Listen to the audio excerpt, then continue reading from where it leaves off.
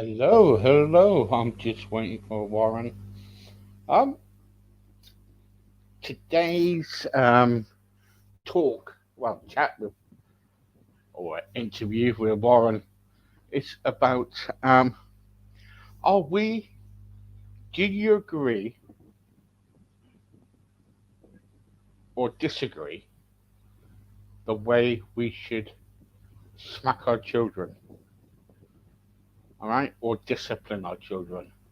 I know the smacking's gone now, but let's have a look at that. Hey, Steve. Hello, hello. How Okay, are you? Yeah, I'm doing well, I'm thanks. okay. What you? Oh gosh, it's been a nightmare. Just surviving the But heat or what? oh, everything. Anyway, what I want to do today is talk about: do we have the right to smack our children? How about that? Okay. Yeah, Right? Or I think that's an easier one this time. The answer is no. right? Or discipline? How do we discipline? That comes in the main thing. So what I want to talk about today, people, I see that everybody's coming on. Um, One, do we have the right to kind of like smack our children? The trouble is, the law says now that we shouldn't be smacking our children anyway. Hmm. Two, how do we discipline them? All right, are there other ways to discipline them?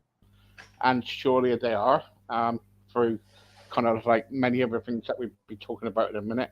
And Yeah. number three, do you think we have the right to kind of make sure that our children are protected by other people who want to Protected smack by or them. Like, protected from? yeah, protected from. Yeah. Okay. All right. So Yeah. that's what I really want to talk about. But what I want to say, years ago, I Hmm. remember my mum getting hold of me if I was out of line Hmm. and giving me smack on the bottom, smack on the hand, or a slipper, or Yep. whatever. I even used to get the ruler at school. You know what I mean? And the Yep. cane, right? But now it's all been changed. You can't smack your own child and everything. You Hmm. got to be careful. If you do, you can land up in really big kind of like punishment, Yep. including prison. So how do we, how do we kind of like discipline our own children? It's a very difficult question. When you take out physical discipline, it makes it much more challenging to discipline. Um, I would first off say no, we don't have the right to smack our kids. Understandably, sometimes you have to restrain them, or um, you have to be physically present to remove them from a situation, that kind of stuff. Whether it's a screaming toddler in a grocery store and picking them up and removing them from the situation, that kind of stuff. But um, the idea is to break the cycle of physical violence with children, right? I, much like you, I was spanked or hit with a wooden spoon, that kind of stuff when I was growing up, and there's a part of me that thinks, well, it's a very effective method of discipline. When you're terrified of the repercussions of doing something, you're less likely to do it.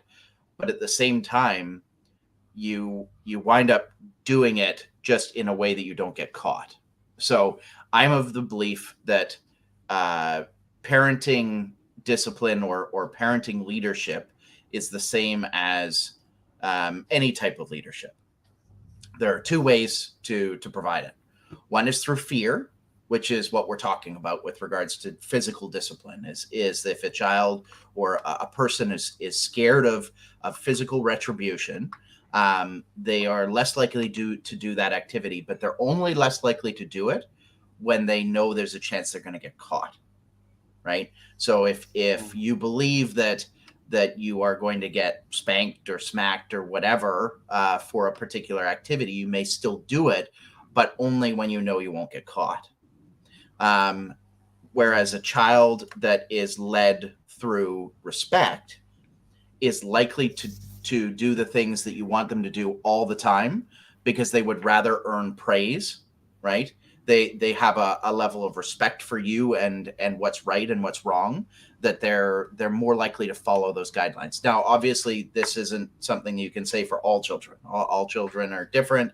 You know, that there are going to be ones that always push those boundaries, that sort of thing. But it's by applying physical violence, we let them know that that is an okay way to treat others. And when you do that, you're more likely to create a cycle of violence in society, and they're more likely to take that out into the world as a method for being able to deal with other people. And so we need to try to break that. So how do we know when us to kind of say enough is enough?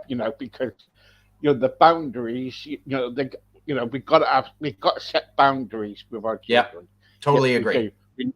We need to. If we don't, they'll just keep on and on and on and on, and it go over the top. Yeah, And, that's their job as children, right? Is to test the boundaries, to see how far they can go. yeah, That's your yeah, opportunity as a parent to set moral and ethical guidelines for them by establishing boundaries. yeah, yeah. Well, see, this is what I don't get. Right, I got Sonia here. She said, "Hi, Steve. I never smack my children, and I will never do that.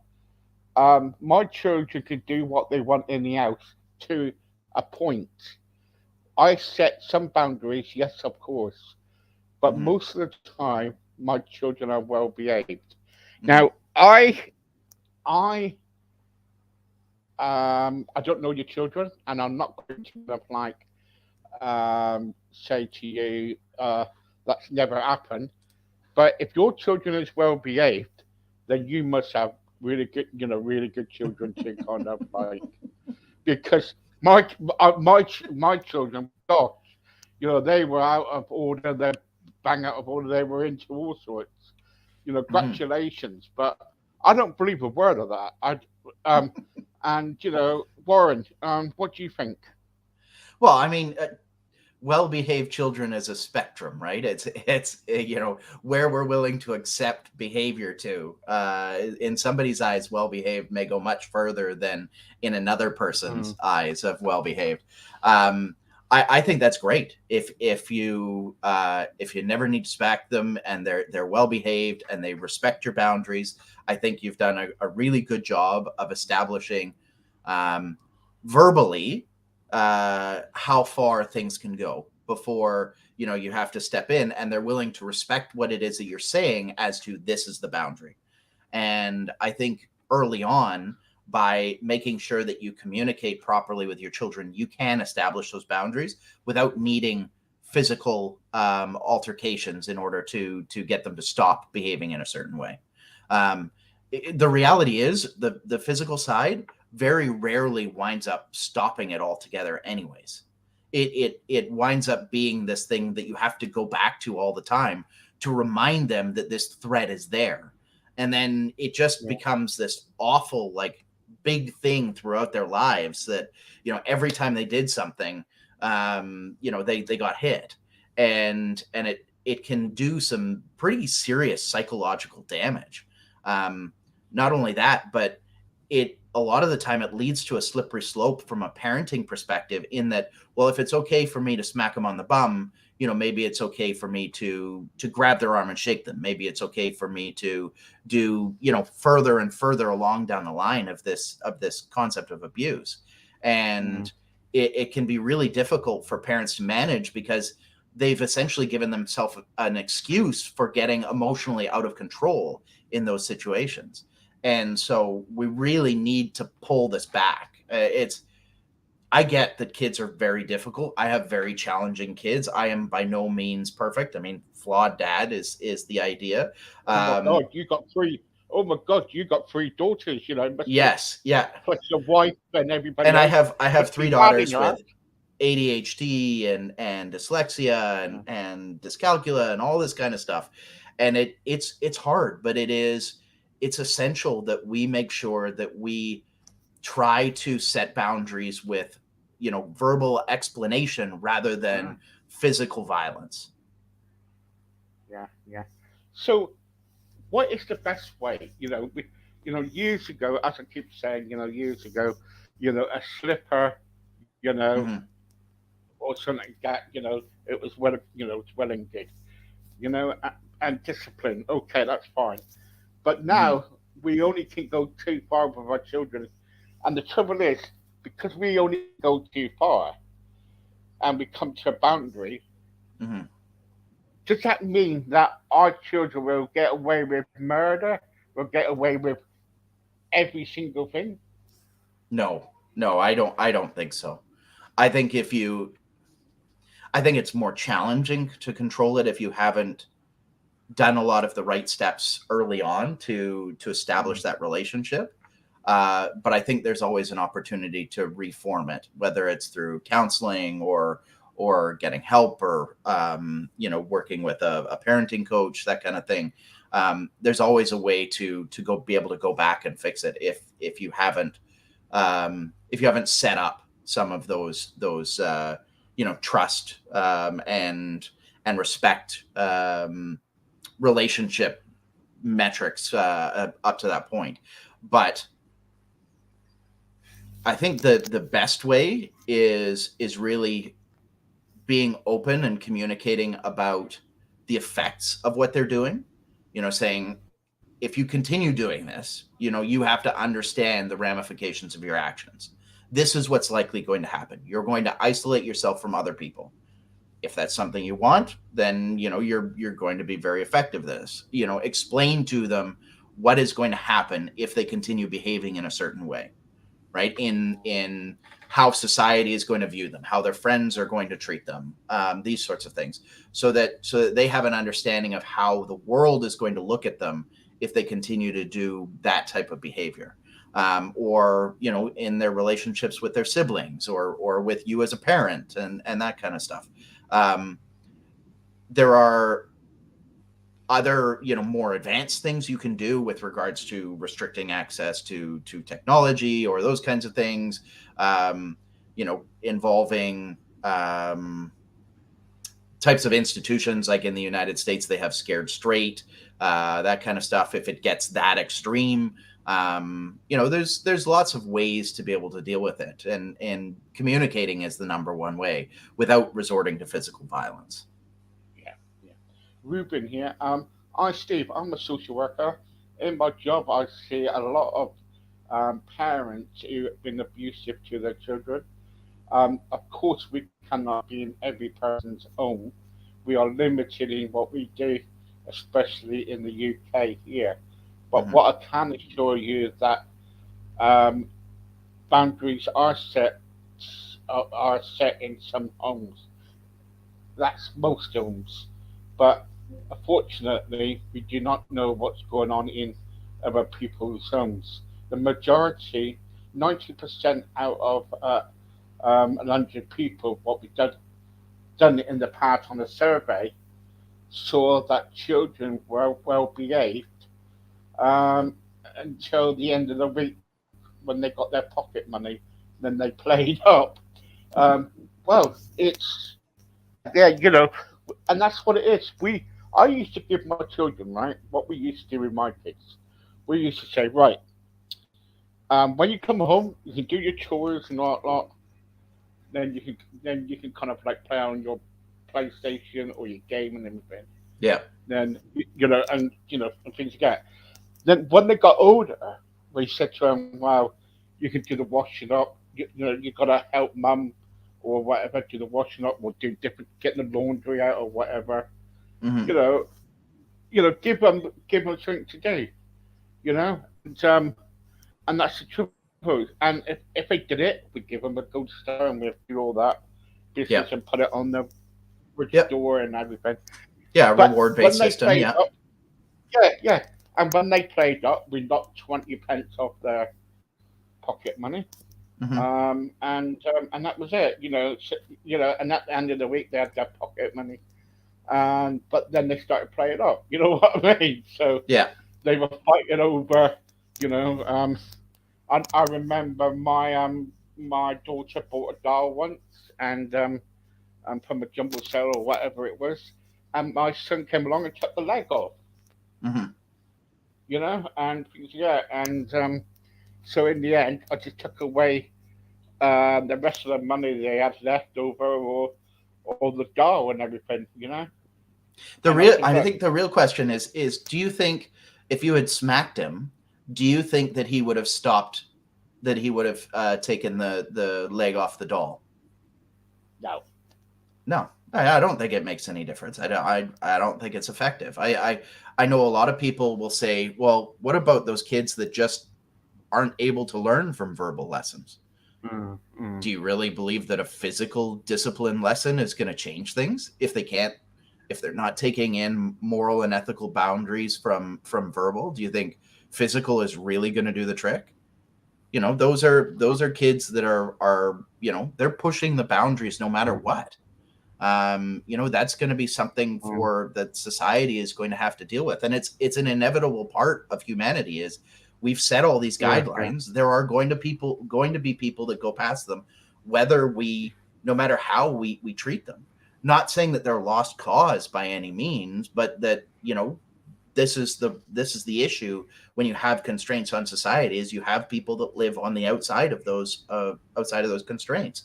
It's one of the reasons that in Canada, particularly in British Columbia where I live, that they've started to decriminalize drug addiction and legalize it, because it's a portion of society that is going to exist no matter what we do, whether there's a war on drugs or whatever. It's the same thing with kids. You can try to hem them in with physical discipline, but it's not going to work. All it's going to do is let them know that physical violence is okay for them to do, because it's a valid discipline technique, because you've done it to them. So It doesn't work so you're telling me that in Canada at the moment, you know, drugs are allowed, yeah? in certain areas, in certain provinces, and certain amounts. They have legalized the possession of small amount of hard As a narcotics, parent, then, heroin, that kind of stuff. as a parent, It's terrifying. right? That's But the answer, but that does not mean that I disagree with what they're doing. I think right? that drug addiction is a part of our society. It's a very sad and upsetting Mm. part, but it is not something that we can eliminate by criminalization. It doesn't. So It's what would never you do? proven to work. You still have countries in the world where they kill people for possessing drugs, yet you still have drugs. Yeah, Like, you have capital punishment for this. If that isn't the yeah. most clear indication that the criminalization of these sorts of things doesn't work, I don't know what is. Right? It's sad. We need to give these people help and hope and other reasons to live other than through addiction, but criminalization of it doesn't work. It really scares me. We have a massive fentanyl problem in British Columbia. Massive problem. Like, we just last month we hit the highest amount of deaths due to fentanyl overdoses that we have ever had. We had over 150 people pass away due to fentanyl overdoses last month alone. Well, Okay, stop it then. it's you can't stop it. Like, it's something that is being smuggled into the country. Opioids are something that we use regularly for pain management, all these sorts of things, and people get addicted to them, right? Right. And so you can't stop it coming in. And if you criminalize it, the only people that are being affected by that are the people that are addicted to it. And then they go through massive withdrawal symptoms. They wind up back doing it again anyways. Is you have to give them other reasons to live, right? These are a lot of people that are either have mental and physical disabilities. They're disenfranchised because of poverty or growing up in abusive households, Mm. having been sexually abused, all these sorts of things. It's all I'm trying to do is make sure that my kids realize that there are a lot of reasons to live and a lot of reasons not to go down that road, right? To give them So if hope and to show them what can happen if you go down that road. yeah, so if one of your children then Mhm. decided to go into drugs Yeah, because you're saying no, it's all open over there, right? Who do you blame? Would you blame your child or will you blame your government? I blame myself. I Would you I really? I don't know if Would you I don't know really? if there's a point in blame though. I would all I would do is take action from there, trying to give my child other reasons to live other than for the drugs. I would try to find them other motivation, other momentum, like, other reasons to be hopeful for life. A lot of people that go down the road of hardcore drug usage, and those kinds of drugs, is because they don't feel like there's any other reason to live. Right? They have lost hope because they've been disenfranchised, or they're tired of being poor. They don't have anything else to live for. They're trying to bury pain.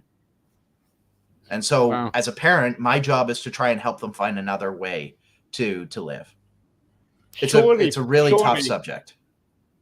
Oh yeah, yeah. Surely, if these drugs are stopped coming into your country, right? I know you keep saying that they're smuggling them and all that lot, but if they do come in the country, right? Mhm, Surely the problem is solved.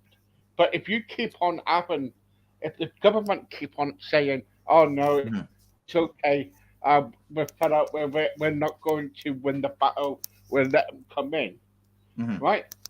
You're saying, well, we might as well just kind of like say to our children, out yourself, there's a pot of drugs here. So trafficking of these drugs is not legal in our country. Selling them, importing them, that kind of stuff is not legal. But we have decriminalized the possession and use of the drug, because there's no point trying to arrest somebody who is addicted to it. There's purpose in trying to arrest people that are bringing it in. But Steve, the United States spends more money on fighting drugs than Canada spends on its entire military on an annual basis. Mm, Okay. mm, Yet mm. they have some of the highest drug addiction issues in the world. Okay. What? And most Who? of those Who drugs does are Canada? not Who does? manufactured in the United States. Who does Canada or United States? The United States has one of the biggest drug addiction issues in Right. the world, right? And they spend more Okay. money than we spend on our entire military fighting it, right? It it's just the idea of being able to fight the import of drugs and dumping all of these resources into it just doesn't make sense. It doesn't work. I mean, yes, it catches some of them, it reduces some of it from the street, but it's far more effective to put that money into social support and helping people with addiction, doing education campaigns on what can happen, through drug use, those kinds of things. That has been proven to have far more effect than trying to stop the inflow of drugs. Well, what can I say? it's it's really What can I say? scary as a parent. It is really, really scary. Given that we have such a huge problem here with particularly fentanyl. Um, I have had friends who have lost children to fentanyl addictions. Through overdoses, that kind of thing. It's really, really sad.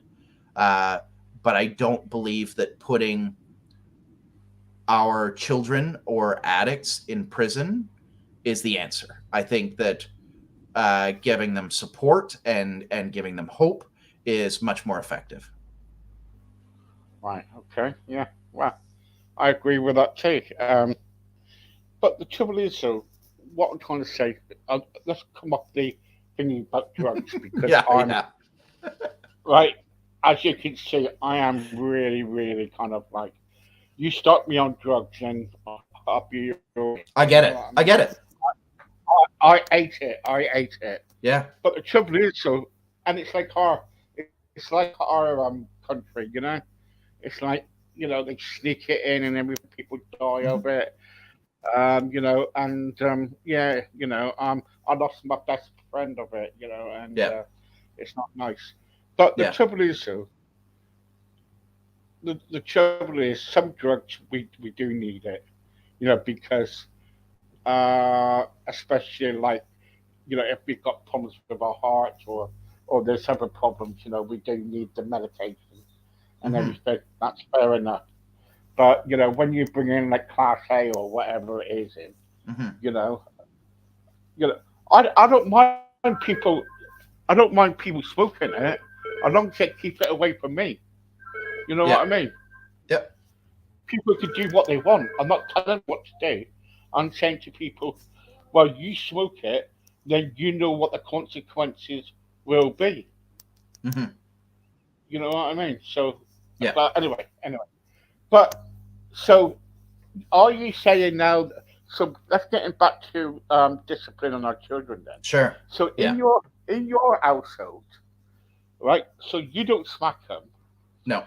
but discipline. What do you do? Do you stop their money? Do you stop their kind of like playing on their games? What do you do? So we have tried a lot of things, with three very spirited daughters. And we have found that the most effective technique is one taught by positive parenting, which is just reinforcing praise on the positive things that we want to see. And so we are trying, and trying is the key word because it is very difficult, trying to avoid um, focusing on the negative and doing the stop that, don't do this, don't do that, and more praising, saying, I'm super impressed, I'm so proud of you that you did this, that you chose this course of action, and reinforcing all the positive things. And we are seeing that that is having an effect, that our kids are responding very positively to that reinforcement. um, we have done taking away screen time. We have done taking away allowance. We have done, the gold stars and charts and behavior charts, all these kinds of things. And for our kids, because all kids are different, so you have to try out all these different techniques until you find one that incentivizes your child. We have found that just reinforcing positive actions has had the greatest impact in our household. Mm. Yeah, yeah. Um, Um, so I've got there is no like, this is exactly what you have to do because this is the only thing that works. All kids are different. You have to try a whole bunch of different techniques in order to find what works for your kids. yeah, yeah. I've got Robbie. He's saying to me, "I Steve, in my house, so it's like the WWE. I might as well just get all of my kids, stick them in one ring, Hmm. and just watch them have a go at each other. It's really crazy, especially night times when they're fighting and everything. Yeah. Um, my wife is really, really kind of disciplined, but because I love my children so much, I am what you call a bit of a softie. I just say get on with it. Eventually, they will go to sleep. But in the meantime, my wife thinks that Hmm. I should do more. What do you think? Yeah, wow. That's a Uh, tough one when parents aren't on the same page. It's a very large source of conflict, and my wife and I have been through this many times where we have not been on the same page, and we have got counseling help to make sure that we are communicating and figuring out where we can compromise to come up with being on the same page. Um, that's where I would start, is making sure that you guys are on the same page as to what's acceptable and what's not. And what you'll find, I think, is that when there is consistency in parenting between the two parents, your kids are more likely to respect that boundary because they know they can't play one parent off of the other. Um, nah, so I would start there and then go to, individually, when the kids aren't in that behavior mode, having a conversation with them about what is acceptable and what's not acceptable so that they understand where the boundaries are. But trying to step in when they're already in that mode and discipline and divide them up is going to be really challenging. You need to preempt it by having those conversations. yeah. Well, my children are grown up now, and they've got their own lives. They don't live with me no more. I'm so blessed. They've got the kids and everything else. Yeah. So they can do what they want and go where they want. I said to my wife the other day, it's about time that we have another one. And she says, you know, but I'm telling you, no, no, no, no, no. You know what I mean? Yeah, Um, we've been through it. Thank you so much. Thank you, Warren, it's my pleasure as for always. that. And that was really, really good. Um, Jennifer just come in and said, Warren, three daughters. I've got three daughters. How do you cope? Being three daughters play up in the morning, still really want to get out of bed, and they come home from school. They check everything all over the place. They go up to their bedrooms, play on their games or their phone, and when we call them for the tea, they never want to come down. They lock Yeah, their doors behind them. yeah, yeah. It's difficult. Gosh. It is really challenging. Our oldest is just kind of getting into those teenage years right now, and it can be very challenging to get them off of technology or out of their rooms down into, to have dinner or anything like that. Um, it's just communication, soft words, not making angry demands, making it comfortable for them to come down, making it a place where they want to join into family activities because they don't feel like they're going to be judged. Making sure that it feels like a safe place for them, because as they go into teenage years, they question everything about themselves because the world Yeah. is Yeah. so critical of them that they need to feel like at home is a place where they can be themselves without being judged. And so you may have to start with kind of coaxing them out to come down and engage. And it can be very difficult because their siblings can be harder on them than anybody else. And so it's really about, establishing those boundaries as to how you treat each other. So it's a tough one. It's Before a before really difficult one. be, Before I go, I just heard a voice saying that, Warren, I need another daughter in my life. No, I'm done. No more kids for me. The three is just the right amount for us. Thank you, Warren. Bye bye for now. My pleasure. Bye, Steve. Thank you. Bye bye. I'll be back around about 7 o'clock with the wonderful Angela Sprague. In the meantime, and let me know what you think. Uh, do we have the right to smack our children? Let me know. Bye for now.